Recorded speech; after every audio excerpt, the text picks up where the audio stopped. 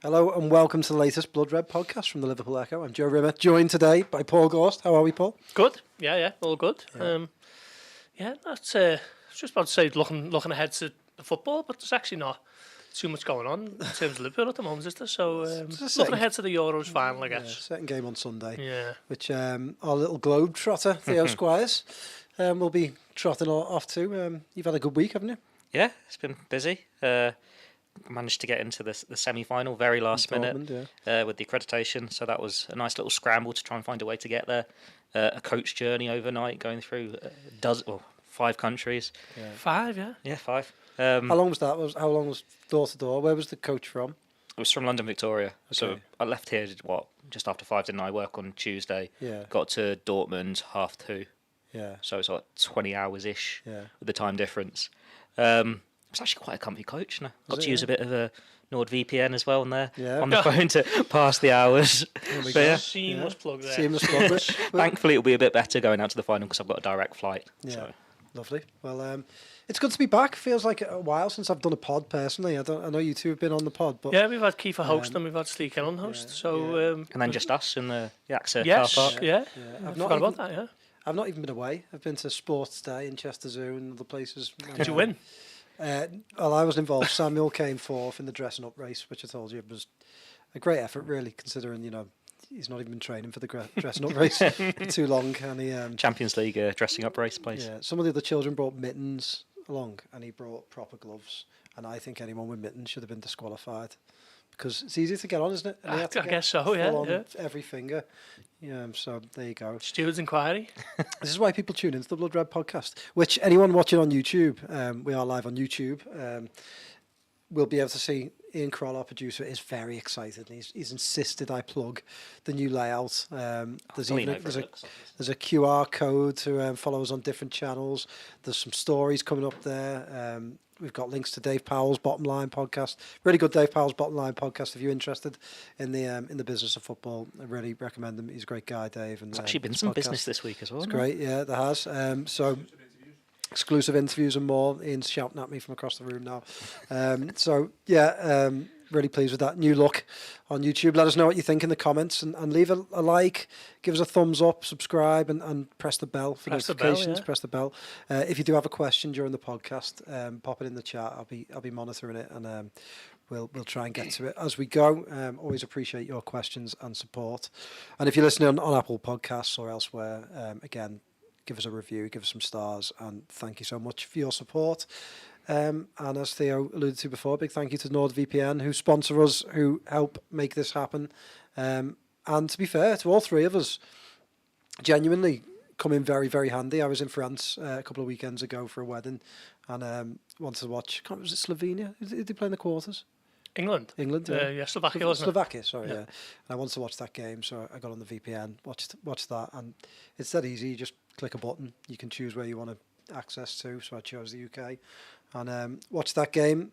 So it was really helpful. And also, I've said to you before, on Instagram, I keep getting these suspicious activity messages. So someone's trying to hack VPN, it? Yeah, someone trying to hack my profile. So stick my VPN on and feel a lot safer. I know you've been using it across Europe and you'll be using it in the States as well. Yeah, just looking forward to getting stuck into it really when I'm in the States for 10, 11 days on the pre-season tour later this month. So NordVPN will be invaluable, I'm sure. It's the time of year to get it really, because if you're going away or travelling, and if you're travelling, what 2 weeks there? 2 weeks yesterday, 2 weeks, yeah. So that's sneaking up fast, isn't it? You'll need it. So thank you very much for them to sponsoring the pod and to get the best discounts off your NordVPN plan. Go to nordvpn.com/bloodred, all one word.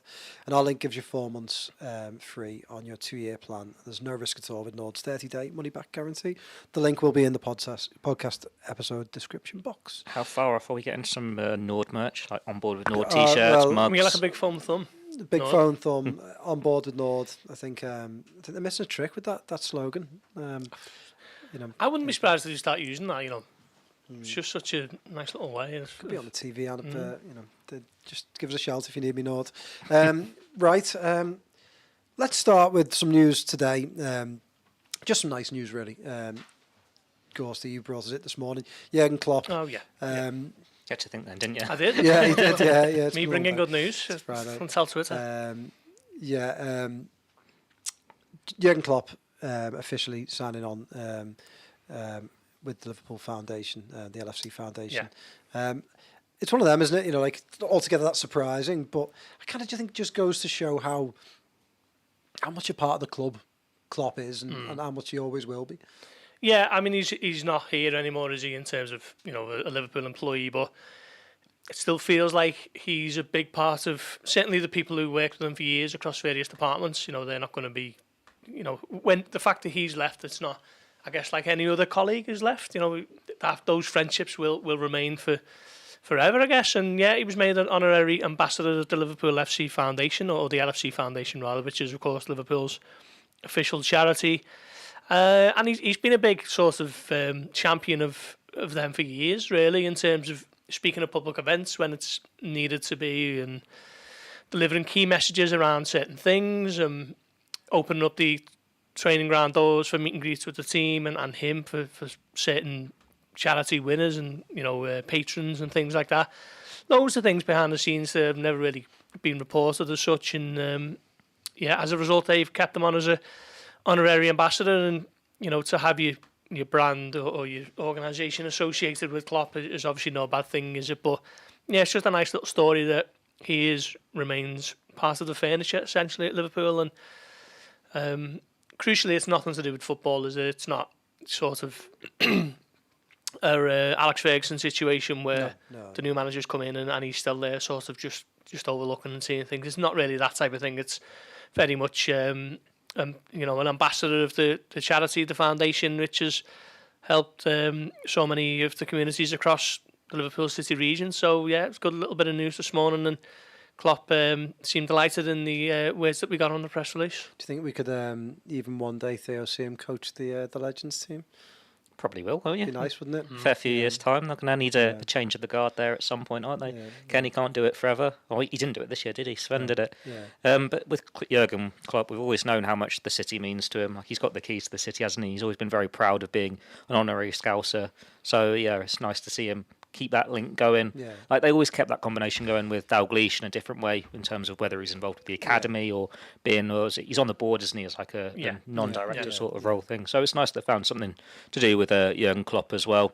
Just be interesting to see how involved he is years down the line. Like we know he's enjoying his sabbatical at the moment. There's been a job offer rejected with the USA this week, but when he's at the next stage of his career, when he's ready to retire, how involved he is. Because you see on the pre-season tours when they bring out all the old legends, whether he's there enjoying it, because he is a great ambassador for the city and for the club. Yeah, I mean, an international job, of course, he surely suits him, doesn't it? I know not now, and you can understand why the United States would come along and ask. You can't hurt to ask the question, but do you think maybe in a year's time an international job crops up and Klopp might? Yeah, I think so. It's a bit of a slower pace, isn't it, day to day? It's not quite the workload that he had, certainly at Liverpool, where he was the all-seeing guy, wasn't he? By the end of it, he presided over pretty much everything, and things that he didn't really want to be, he was still involved in, day to day. International management, you get your players for coaching sessions, a few times a year for, whatever it may be, 10 to 14 days.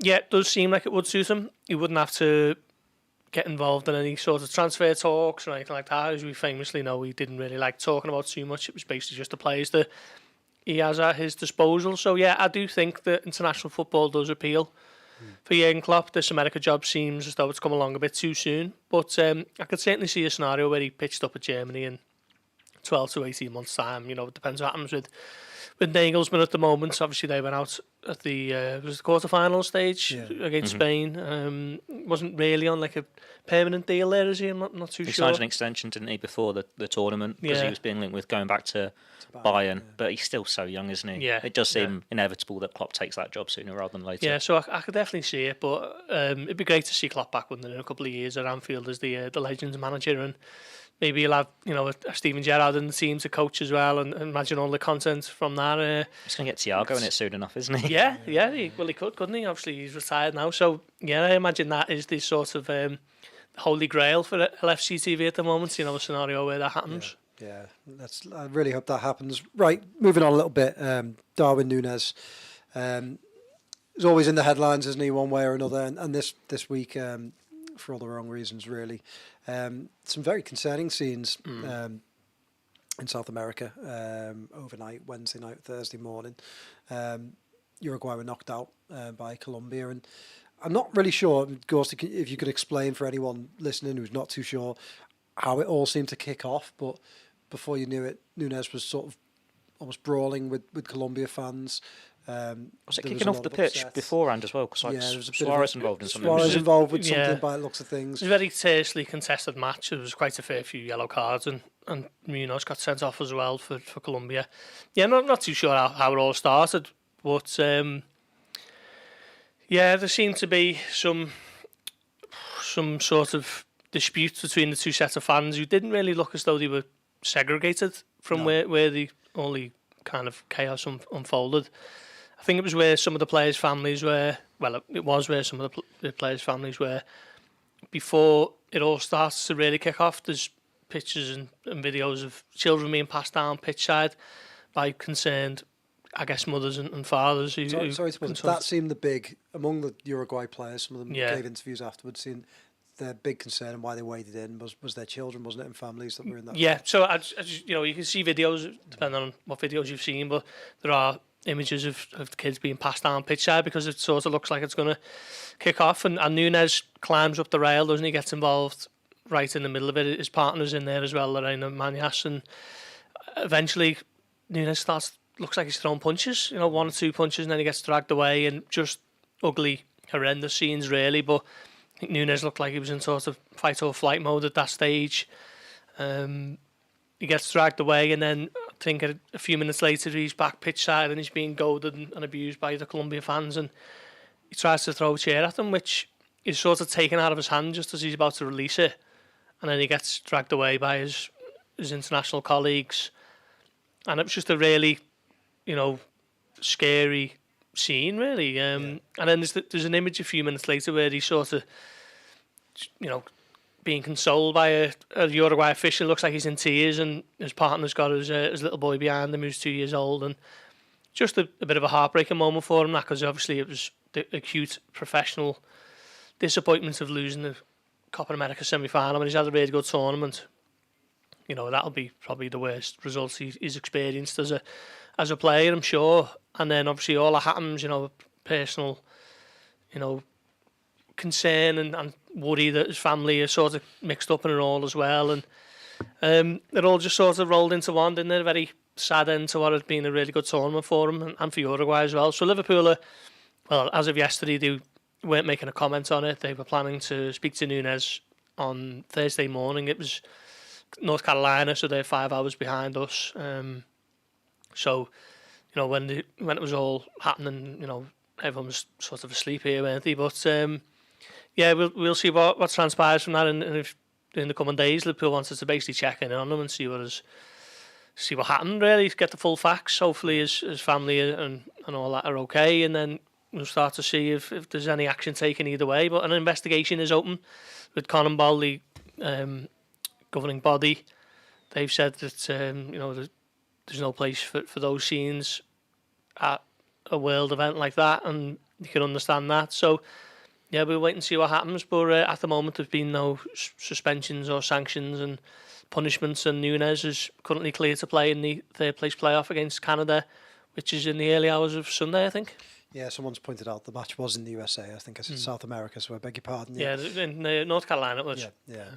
How do you see his future, Theo, at Liverpool? I mean, I'm not saying that this incident will impact on his future, but this is a player who clearly has needed to get his head right at Liverpool. Had gone away and seemed to be really enjoying himself at this Copa America, scoring goals, seems to be enjoying being away and playing with Uruguay.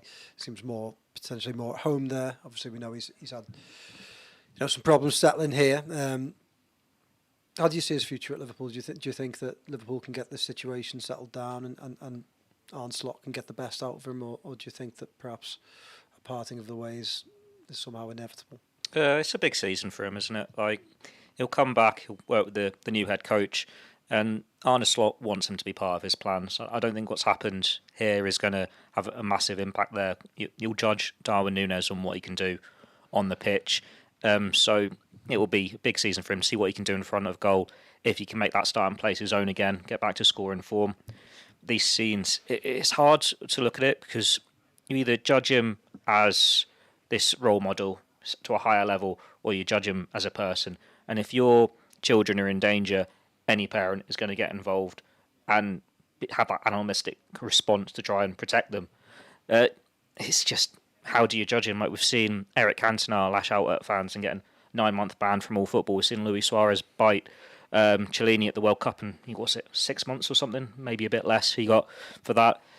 If you're banning Nunez from football, which is possible because he has been right in the thick of it, it is physical altercations which you don't want to see, you can't lash out at fans, then that is difficult for him. You feel like you're starting the new season and he's not available, when he's got then play catch up, try and find form, and he's got that dark mark against his name now. It's just very difficult. You've got to wait and see how it all settles down. It'll all come clear once Liverpool have spoken to him, once they've spoken to Uruguay and FA. You see what happens with that investigation. But he's just got to get his head straight now. Like what has happened in the Copa America is a unique situation. You're not going to get that every time you play. No. But we know he's a very emotive player.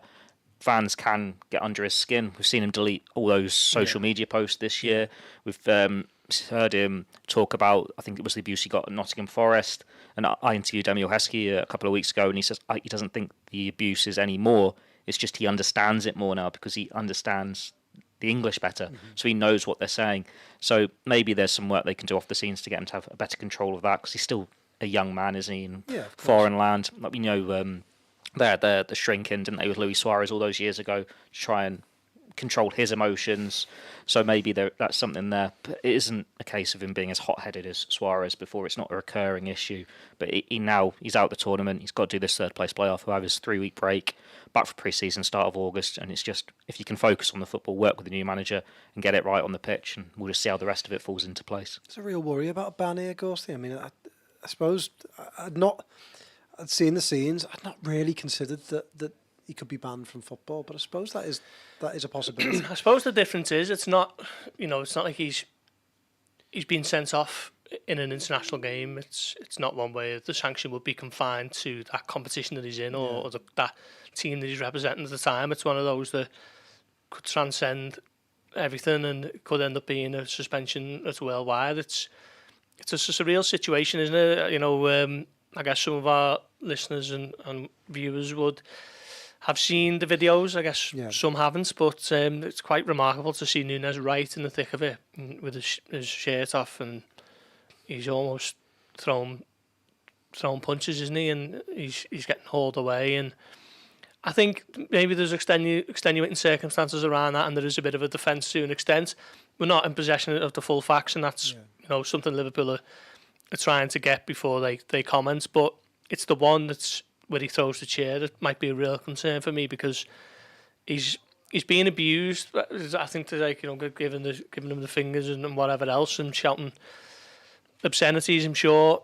But the sort of the fans are up there and he's down pitch side and he sort of launches at them with a chair in his hand, and that's the one that doesn't look particularly great. That's the one where there's no real physical danger. I think that sort of subsided by then and he still reacts.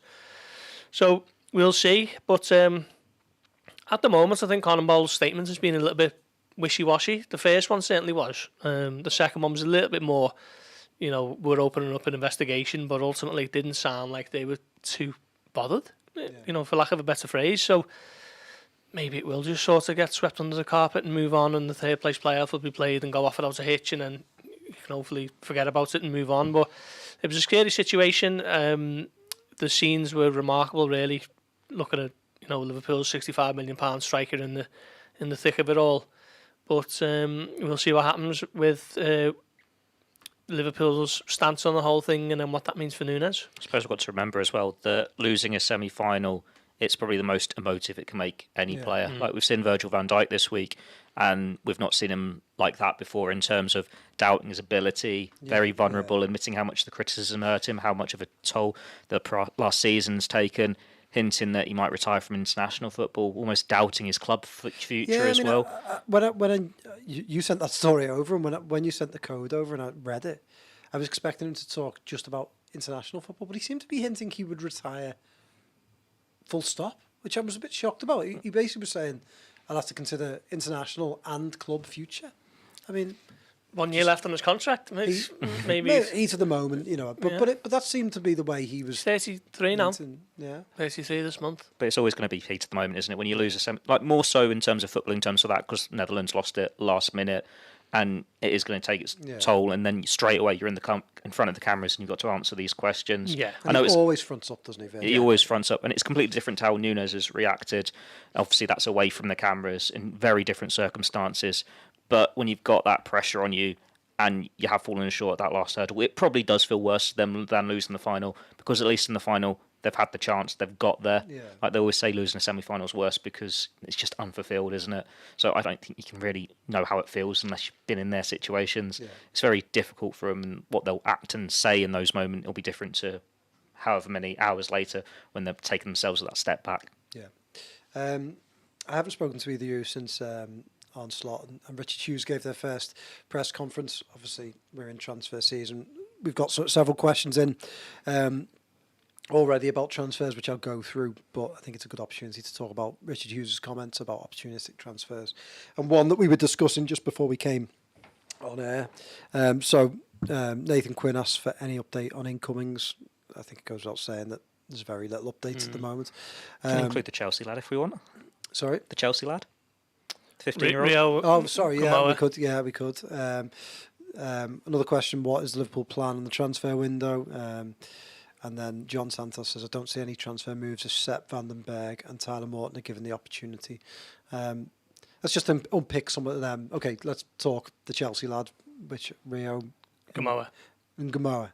I think it's a silent end. Yeah. And I mean, it's one of them, isn't it? He might not be a big name, but Chelsea are certainly very, very upset about this transfer. Well, Ben Doak wasn't a big name, and all these other players they've got at that age over the recent years, and then very quickly they actually do get that first taste of football. That's what Liverpool have been very good at since Brexit came in, and they've had to change how they look at the market. They do get a lot of very good domestic talent in. Like we saw Cade Gordon, he was playing in a League Cup semi-final, a year after he joined the club. When they're that good, they do climb the pecking order quite quickly at academy level. I'm not going to say he's going to be in the first team by the end of pre-season, called up to the United States, but if he starts well for the 18s, he's going to be in the 21s like Ben Doak was when he first joined the club, and maybe you do get a glimpse of him in the League Cup or something like this. Like, he's obviously someone they rate very, very highly. Chelsea are furious to have lost him, but then they can't be surprised when you look at what they do with all their academy players, selling him off to comply with the financial rules, whereas Liverpool can beat him in a League Cup final with half the squad made up of academy players. It's a logical move in that sense, and if he does live up to that potential, you're going to see him making the first steps in that first team within a year, 18 months, you'd imagine. That's it. People love transfers, but I think Chelsea have signed 5 players already this year, but I would never swap Liverpool's strategy for Chelsea's, because I just think it's not sustainable. It's scattergun, and you look at a young player like this, and like Theo says, of course, he must look at that and go, well, I can go to one of the best academies in the country in Liverpool, where I know there is a clear progression plan. They put plans in place to ensure that young players are given opportunities at higher level. Or I can stay at Chelsea, where I might get sold to Aston Villa in 2 years' time as they try and comply with rules. They might bring 5 lads in from different countries. So the work that they've done at the academy around some of those, like Theo said, domestic transfers, and just putting a pathway in place is pretty remarkable, isn't it? Yeah, sometimes supporters roll their eyes, don't they, when they hear stuff like Liverpool want to keep a pathway clear for, young kid A who's coming through. And Sesic is probably the most recent example, isn't he? With the holding midfielder stuff last summer. Yeah. But, this is how it works in practice. It was put to me this week that Liverpool have basically been able to entice Rio Gamoa to the club because of the pathways that they can offer compared to Chelsea. I was doing a bit of digging into it, and Chelsea have signed over 30 players since Todd Bowley arrived in May 2022. But it's not so much the fact that they're signing senior players to block the pathways. It's also this idea that they're signing players like Kendry Paez, who's the 18-year-old Ecuadorian, and Esteval Willian, who's playing for Palmeiras in Brazil. These are players of a similar age range who Chelsea are spending tens of millions of, and they're just cluttering the pathways further for the young lads who are coming through, who are from from the catchment area and whatever else. So Liverpool have stolen the march. Chelsea are furious at losing someone who they think could be a top player to a Premier League rival. Liverpool absolutely delighted with getting him in. They think he can be a real top player in the coming years. We'll see how he develops. The plan is to put him into the 18s, I believe. Mm-hmm. Like Theo says, if he shows up there, he could even move into the 21s, and we'll see how he gets on in the UEFA Youth League, because you might get a look in there, mightn't he? Because it's that under 19s, is it? Yeah, that's 19s. Well, he made his 21s debut, didn't he, for Chelsea in the Premier League International Cup, I think it was, or the 21s Cup, wherever it was. So he has got that experience at the higher level, and it was only, I think, a substitute appearance or something. Most of the game time came at the 18s. Mm-hmm. But when you're making those next steps, it is the Youth League, and that is where, like, a couple of years ago, Liverpool thrived in that tournament when the players were getting the opportunity, and they're the ones we're seeing make the impact in the first team now. So that tournament is going to be huge this year, because you'll see him potentially, Ben Doak if he doesn't go on loan, Cade Gordon might be too old now, but if Jadon Danns is still around, not on loan, Lewis Kumas, it's where they make that next step. It's where Bajcetic made a step. Yeah, it's where we've seen Kwanzaa and Bradley really kick on as well, and we not last season, the season before. So he's certainly one to watch, and going to be interesting seeing him on at Kirby this season in the 18s, and then maybe the 21s. So he appears to be a big talent. In terms of transfers, we were discussing before, Richard Hughes said that Liverpool would take an opportunistic approach. We wrote a piece between us the other day about that approach to the window, and I personally think that Liverpool are at their best when they're opportunistic, and they put that alongside some of their longer term plans. But we talk about opportunities, and Lenny Yoro is a player that we know Liverpool like. They think he's one of the best young centre-backs in the whole of Europe. We're keen to be involved in the conversation should Real Madrid not manage to get a deal for him over the line. We know he wants to go to Real Madrid, and Real Madrid want him, but there might be a discrepancy in terms of the money that Real Madrid want to pay. But Manchester United this week have had a bid accepted for him. Liverpool still don't seem to be entering the conversation, and as far as we know, nothing's really changed in their stance on him. They still expect him to go over to Real Madrid. So do you think, Gorsty, that they're missing a trick a little bit by not being a bit more aggressive with this one? And maybe Man United might end up with egg on their face when they try and sign him, and he says no and goes to Real Madrid. But it's a chance that they're willing to take to see if they can convince him to come. Maybe, yeah. Obviously, Liverpool clearly like the player and believe that the line sort of emerging out of the interest in him, but as he wasn't sort of indicative of a long-term centre-back search. It was just that he was available, and I think that the quality of the player, the age, the contract situation, which is an opportunity for Liverpool to take advantage of, isn't it? Which is ideal, which is the sort of stuff Richard Hughes was getting at. So if he is available, then why are they not sort of pursuing that further? And okay, he might still pitch up at Real Madrid if they decide that they're going to have to make a bid, because I think at the moment they're looking to maybe take him on a free next summer when he's still only 19, and they're getting him for nothing. But if United are there forcing the hand, why shouldn't Liverpool? If they do feel that he is as good as they believe, I still think they need a centre back anyway. So if United are there getting bids accepted for him, why shouldn't Liverpool be at the front of the queue as well? And I think if he goes to Real Madrid, sometimes you've got to hold your hands up and to say, fair enough, they're the La Liga champions, the European champions, they're the biggest club in the world for my money. But if United get him ahead of Liverpool, then I'd start to question why. Were you really serious on him? How much do you like him? Have United paid too much? Is he on silly money wages? What's the story there? So wait and see what happens. All indications are that Liverpool aren't going to be moving at the moment, but I do think that if Real Madrid, aren't looking to get involved, then Liverpool should be. I wonder if they've been stung a little bit by the Caicedo saga last summer, where full summer it sounded like he wanted to go to Chelsea, and then that wasn't potentially happening. Liverpool got the encouragement, made the move, and then they just used it to make sure the Chelsea transfer could happen.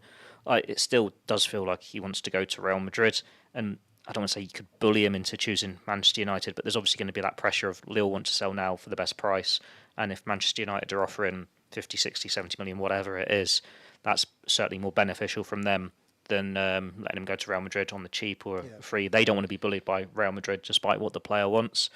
So it is just how much of a chance have United got of actually getting him, or are they being used the same way Liverpool were 12 months ago? Even if you take Real Madrid out of it, it's a lot of money for a player who's not going to be first choice at a centre-back when Liverpool say they're prioritising other positions. Now, it's debatable what those positions are, because we've heard from them that they don't think they need a number 6 at the moment. They don't need a left-sided forward. If Kelleher doesn't go, they're not going to go for a goalkeeper. It's like, where actually are you going to strengthen? We know they want to look at the squad, work with them, hold conversations with current players, and then they'll make their move, end of July, start of August potentially. But it's still a lot of spinning plates before you moving later in the window. My gut feeling is he'll still go Real Madrid, but it's just how much of a pull United have. We know they throw silly wages at players, don't they? And that's part of the reason why they've been a mess in these recent years. And it's a massive transfer fee for a player so young, and maybe they can afford it, but then we've seen them have to be a bit more restraint as well come January when it comes to not being able to strengthen. Whereas Liverpool have always been a bit more controlled to make sure that they can strengthen whenever they need and still have enough left in the kitty to, we're not going to have to sell out the next academy talent to comply with PSL. Also, by the way, he'll be the third centre-back that they've targeted this summer already with Matthias de Ligt. This summer in a week? Well, yeah, and then Jared Brantwaite, and now they're moving on to him. So clearly, he's not necessarily. How many have they signed though? Because aren't they trying to get de Ligt as well as him? Yeah, well, Varane's gone, hasn't he? So they need players. Maguire's probably going to go. But I don't think it's a situation where Liverpool are going to get messed about by the agency in a way that maybe happened with Caicedo in August. This is an agency who they've dealt with regularly for years, really. I guess the Portuguese agency. So I don't think that would be too much of an issue. And I think Liverpool had made it known sort of privately that if Real Madrid aren't at the races, then we can be a sort of high quality alternative to that if the player fancies you. So, if United have had this bid accepted, then I think it's time for Liverpool to either walk away totally or decide to do you want to get involved. Maybe that says you something about what the agency are saying to Liverpool, though. Like, if Liverpool aren't getting involved, maybe the agency they've asked and they said he still wants Real Madrid. Like, they're going to be well informed on what his preference is and how realistic it is. You can snoop him away from under Real Madrid's nose. Maybe it's a way of tempting Real Madrid in because Lille are desperate to sell. They don't want to lose him for nothing next summer. Yeah, you might be right. It might be a case of Liverpool are being told, look, he wants Real Madrid. But Man United are hearing that, but still thinking, well, we'll try anyway. And Liverpool are it's cat and mouse, isn't it? A little bit more, it's cat and mouse. I think where people get frustrated and look, just reading the comments, someone's put 17 Premier League clubs have done business. What are we doing? And these are the types of conversations we do seem to have every year. But is it the three that haven't? Liverpool, City, and Arsenal? Yeah, that's exactly the point. Sometimes you'd argue that other clubs have to, and Liverpool don't. Certainly, it was the case 4 years ago, 3-4 years ago, when Liverpool were champions of Premier League and they just won the Champions League. The Champions League one is the one that always gets me when people moan about that summer. People say, we won 2019. When supporters say we won the Champions League and then we didn't buy anyone. Well, it really impacted them winning the Premier League, didn't it, when they won it by 18 points. So it's not the be-all and end-all. It really isn't. And just because all the clubs are doing stuff, it doesn't necessarily mean that Liverpool have to. So sometimes I do scratch my head over stuff like that. But on the flip side, I do sometimes think that Liverpool are a bit too passive. Yeah, I think it's the feeling of what could have been. I look back on the 2022 when they came, obviously went hell to leather on 4 trophies and won 2. And it seems weird to then say, even though they've fallen short by 1 game and 1 point, to then say, if they'd have only done things. But if you look back at that year... That was always the one, wasn't it? Why didn't they get a midfielder in January? They had a spell. But they had a spell for me of like 2 or 3 months where they were patching up the midfield. And I'd say the one area Liverpool have struggled in the past 5 years has been their midfield options. They've had a lot of injury-prone players and they've never wanted to go and commit money. And, you look at... And look, we're not privy to what goes on. There might be real reasons why they can't get them, but sometimes it feels like they're planning for the long term. They're going, well, we might be able to buy Bellingham in 2 years' time if we just keep our powder dry now. But then those best laid plans fall to pieces, don't they? I think you'd be on good ground to say that was the plan. Yeah, I think it was, and I think 2 years came down the line. Liverpool had lost their place in the pecking order in terms of they'd dropped down the league a bit. He'd got even probably better than they thought he was ever going to be.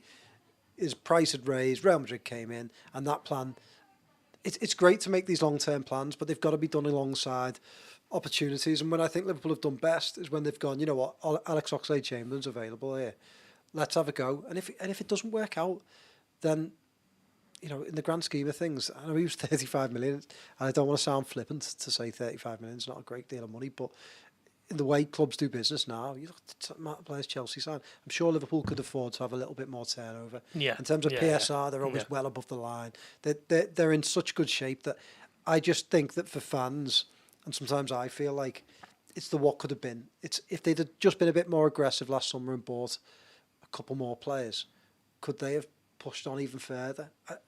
Maybe the answer's no. Maybe Klopp's right when he says, well, Quansah would never come through. But maybe Quansah would have come through anyway. You know, if you're good enough, and I think fans get frustrated, and they've been quiet this year. And I think, to be fair, this year, beyond other years, there's legitimate reasons why they've been quiet. You know, change of manager, change of structure, Euros, Copa America. You put them all together, and it feels like it's been a very quiet start. Yeah, but I think this is like. I mean, this is almost last year was the exception to the rule, but it's almost every window that they're very quiet, and we wait for things to spring to life, and quite often they never really do. Last summer was quite a bit of an outlay for a club who didn't have Champions League football. McAllister, Szoboszlai, Endo and Gravenberch. But then it was offset by Fabinho and Henderson going, in terms of, what did he get for those two? 50 million? 52 million? Yeah. And then the wages saved with the likes of Milner going, Naby Keita, Oxlade-Chamberlain. Firmino. Yeah, Firmino was loads in the wage for the last 2 years. Yeah, and obviously Thiago this summer, the big one, and Matip. So the wage bill issue shouldn't be a concern. We know that the money's there because they tried to bid 111 million for Caicedo in August, didn't get him, and then brought in Endo for 16. They haven't signed anyone since. Did they sign anyone in January? No.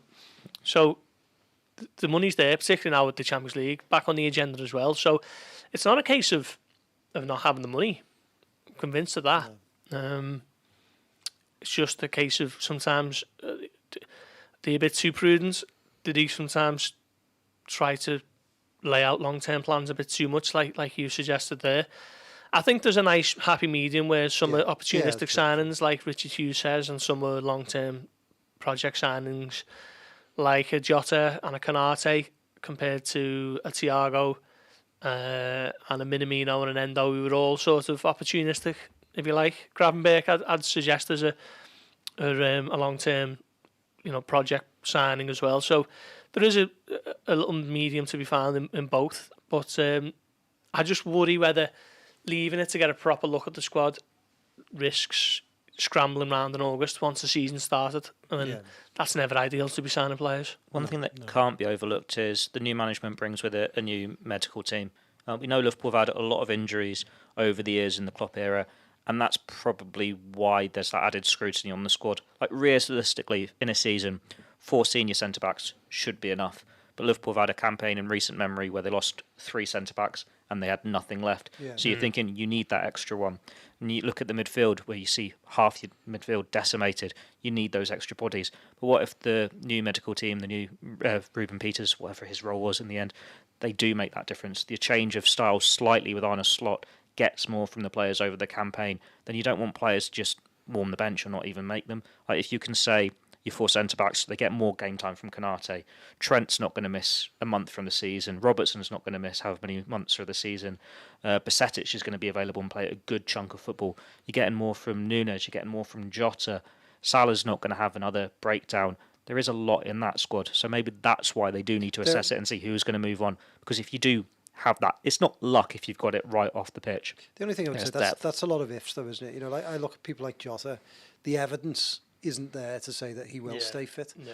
And that, again, that sounds harsh, but that's why I look at, say, Anthony Gordon is a good example of a player we know there was some talk around him. Newcastle obviously made an approach, and I agree with Liverpool, you don't want to sell Quansah to bring him in. I don't necessarily think that was a deal that suited, but I think if you buy Gordon, and you might go, okay, well, we've still got a lot of forwards here. We've now got Gordon, Diaz, Gakpo, Jota, Salah, Doak, Cade Gordon. There are various players, But in my eyes, then you can send one of the young players out on loan, go and get a year somewhere and get regular football. And if Jota's not fit, then next summer you look to move him on. And football's dog eat dog, isn't it? And ultimately, if Anthony Gordon comes in, he's really good and gets in the team, then, I think Liverpool don't do that enough. Sometimes I think that they don't create the competition by, they wait for so many players to come good or come fit. And there've been too many times when they've tried to do that and those players haven't come good or they haven't got fit. That's when you end up in a situation like last summer where you're losing Keita, Milner, Oxlade-Chamberlain, and then the unexpected losses of Henderson and Fabinho as well. Yeah, I mean, it's again, I'm not saying a deal would have been able to be done, but if you bought Bellingham a year earlier, then yeah, if Keita no longer fits in, then it's all right. He's going tough, anyway, isn't it? Tough. If Milner doesn't fit in, well, he's moving on. If Henderson doesn't fit in, well, he was 32. I think.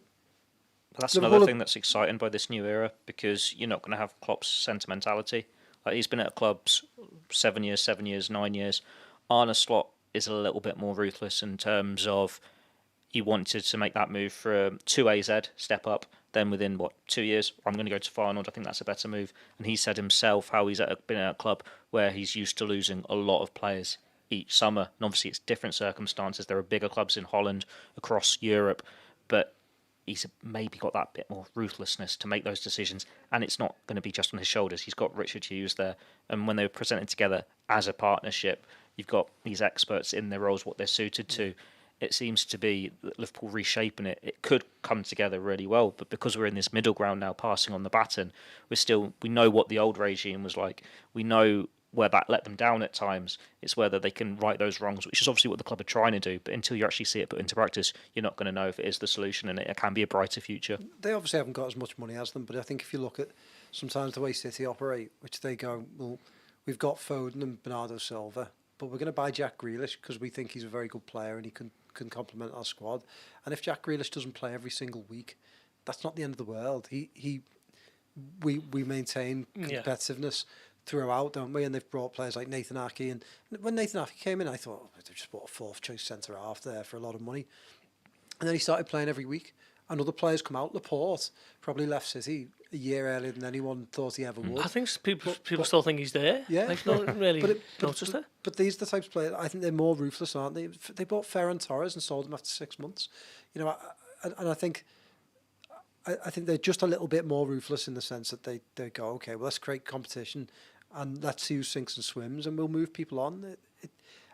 Ultimately, I think Liverpool are very, very loyal, and sometimes that's paid off for them, and a lot of the times paid off. But I think loyalty in football, I mean, players aren't always that loyal to Liverpool. Yeah. It does work both ways. Well, sometimes after a couple of seasons. Look at the amount of players who've left as free agents in recent years. Yeah.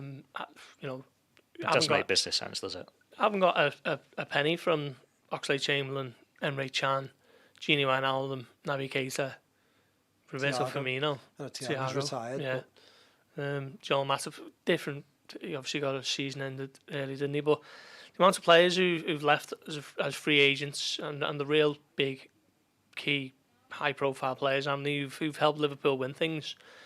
There's a balance to it, isn't there? Sometimes a player's more valuable to you for the season, like Gini Wijnaldum was that season, and he played 50 odd times, rather than selling them that summer at a bit of a knockdown price to Barcelona were interested in at the time. But other times they're not. They probably should have looked to have got a little transfer fee for Naby Keita 12 months before they did. But it's about getting it right and what you can do and what you can't. I cut Liverpool slack because more often than not they get it right. A couple of other questions before we finish off. Randy's asked, with the talk about bringing in number 6, can we not try Curtis Jones there? Theo, he did play very well there in the Euros, didn't he? The under-21 that was a double pivot though. They were he was alongside, was it Doyle, I think? Tommy Doyle. Doyle. So Ian's brother. If we get the change of system, potentially, but obviously we saw Arne Slot dismiss that, so he plays more of a 4-3-3. So it's just waiting to see it into practice. Like, he has played as a lone 6 for Liverpool a couple of times, and it's not gone particularly well. He played there pre-season last summer, didn't he? Like, he did well in one of the friendlies and then got torn apart against Bayern, wasn't it? Yeah. And I think he played there, was it Norwich in one of the League Cup games, and that's when Morton came on half time because it wasn't going well. And Klopp said a couple of times, like, if you can teach Curtis Jones to defend, you can do anything. Like in terms of, it was a really good transformation how they managed to make him that all-round midfielder. But he's not a 6; he's more that box-to-box 8. He could do it as an emergency, like we saw with Gini Wijnaldum. But realistically, have him there alongside someone else, or you just let him be further forward. Yeah, I think he holds onto the ball just a touch too long to be in that position. I think they've got to be a bit sharper. And then finally, Theo, I just want to ask you. Obviously, you went to the Euro semi-final. In our city, it's not the most people don't go for England that much, but it's a huge event, isn't it? On Sunday, obviously it'll mean a lot to Trent, who's in the squad, a lot to Gomez, who's in the squad. Even if they don't play, they'll have played their part. Trent with that penalty, and Gomez by being part of the squad. Thought England played very well on Wednesday night, and they've got a chance, haven't they? Even if it's slim. Yeah, a slim chance. Like Spain have been the standout team in the tournament, haven't they? And with Rodri in midfield, they've just got a player who never loses. Unbeaten records ridiculous. But it'd be interesting to see how much of a role they get. Cause Joe Gomez, he's not going to get on now. He knows his place in the squad. Shaw's back from injury. Cons has had game time ahead of him. He is probably that supporting act. And you can be disappointed if you're him. But then at the same time, it's almost an accomplishment to just be in that squad. You think of what he's had to come back and achieve this season with Liverpool, having fallen down the pecking order because of injuries. He's taken that big step, and he's still quite young for a centre-back. And you look at the players in that squad like Maguire, Stones, Walker, Trippier. There is going to be vacancies opening up. So you'd like to think this can be a start for him to make more of a claim in that squad. And that works for Trent as well. Like if Walker calls it a day after this tournament, there's no reason why he can't be the first choice right back. He should have played more. Southgate was very loyal to Trippier. He could have found a way to make it work, and it's poor management for the way he scapegoated it and took Trent out the side. But Trent still came on and had his moment. If it goes to penalties at the weekend, he'll have his moment again because he's one of their better penalty takers. It's still a weird mix when you go, you should have played Trent to Southgate, because he still got his substitutions right for the majority during the tournament, and the tactical change has worked to an extent. Massive game for England. It's easy to forget they're in the final 3 years ago as well, but obviously different circumstances. First one on foreign soil, and there's no pandemic now as well, so everyone can be out properly celebrating it, properly enjoying it. It's real football again. It'll just be fascinating to see what they can do, because they've been so poor for so long in this tournament, and they've still reached the final. And when they finally found the promise against a good Netherlands team, silencing a very informed Cody Gakpo, for example, you do wonder if they can go toe-to-toe with Spain. Yeah, I think if they play anywhere like they did in the first half against Netherlands, they stand a very good chance. Yeah, I mean, they've got enough star power and quality players to do it. But I agree with Theo. I think Spain have been the standout team in the tournament. I think Lamar and Williams have been electric on the flanks, and Rodri and Fabian Ruiz in midfield have been exceptional. I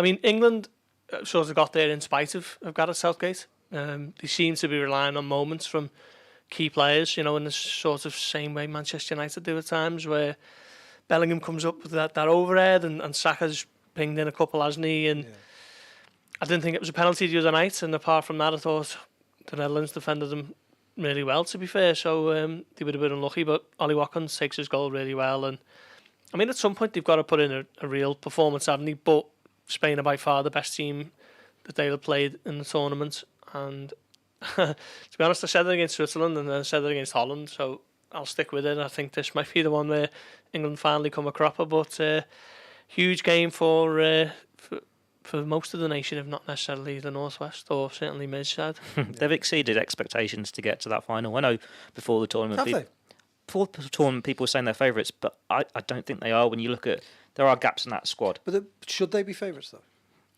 Personnel-wise, there's not many who can match them. They've literally got the Liga Player of the Year. Yeah. They've got individuals. Best player. Bayern Munich's best player. I accept Man City's best player, probably. When you have good individuals, you should have a good team. That's up to the managers and it's them to I wouldn't say it's the best squad in the tournament. I said Spain, France, Portugal probably had stronger squads on paper. Disagree. England's defence on paper's not ideal, is it? No, I think it's had a good tournament, but then Spain are playing with Morata up front, who isn't exactly one of Europe's leading lights anymore. If you're Spain, and Nico Williams was a good player, but fairly untested at the very highest level. He's a couple of years behind in his development than, say, a Saka, isn't he, or a Foden. So I think England had a very, very good squad. I don't think they played very well at all throughout, but I thought they did play. But that's part of the reason why they have exceeded expectations, because in the group stages you just said they're going to go home early. Yeah, but I meant before the tournament started. But I mean, Wednesday night, one of the things that I thought was impressive is the way they kept Netherlands penned into their own half and kept recycling the ball. And that's not something I've seen England do.